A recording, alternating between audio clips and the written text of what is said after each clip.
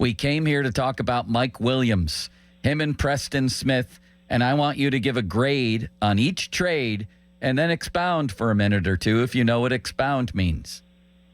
Well, where do you want to start? Mike Williams, I guess, the big name Sure. of the two. I give it a solid B. I mean, considering what they had to deal with here at such a late notice of, not late notice, but at least a lot of late push to get somebody. I think he's coming in here to be a piece of the puzzle, not the final piece. I think they'll use him in certain situations. And like I said, considering what they had to work with, I think it's a pretty good pick. Wasn't that a self-created situation of what they had to work with by not moving earlier on this? And let me just tell you, and I'm not saying either way here. I'm just telling you what Rich Cimini from ESPN, who's covered him, said that Mike Williams is a, quote, diminished player coming off a serious injury. Yeah, he's 13 months removed from that knee injury, and it normally takes, a little bit longer than that. But you're not asking him to do much more than run down the field and catch the ball at this point. I mean, let's be honest here. If Christian Kirk didn't tear up his shoulder, he would be here right now and not Mike Williams.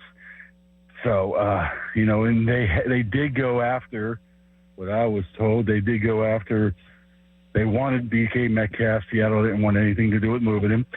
They wanted Courtland Sutton. Denver didn't want anything to do with that, moving him. And they wanted Steve Slayton. And the concussion issue there. Steve Slayton was the running back from West Virginia. Darius Slayton. I love Steve Slayton. Him and Pat White were unbelievable together. They wanted Darius Slayton, but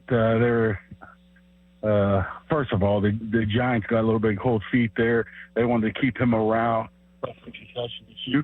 They looked at Adam Thielen, and they pretty much backed off of him because he was 34 years old, and they're still not 100% sure about a 34-year-old's hamstring that's been on the shelf for 2 months, which leads you to not many options, Joe. So considering all that, you got somebody that at least can fill in and was good in his prime, maybe not in his prime anymore, but I think he could help this team out.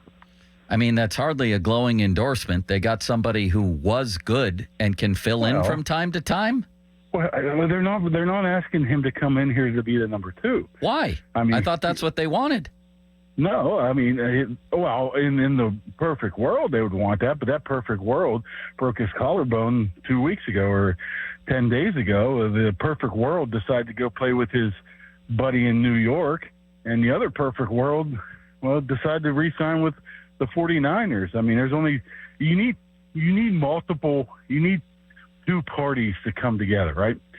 I mean, just because the Steelers want somebody doesn't mean they're going to get them. The other team's going to have to want to move them. In certain cases, like Adams and Ayuk, they would want to come here too. So it's not like they weren't trying to find somebody. It was just a situation where it was hard to find somebody to come in here who, they thought they had Kirk, but that didn't work out. But you bring Mike Williams in here, you provide depth, number one. You throw him out there 15, 20 times a game. You throw the ball deep down the field. Now they got three guys. They're known for going down the field. Four, if you want to even count Calvin Austin.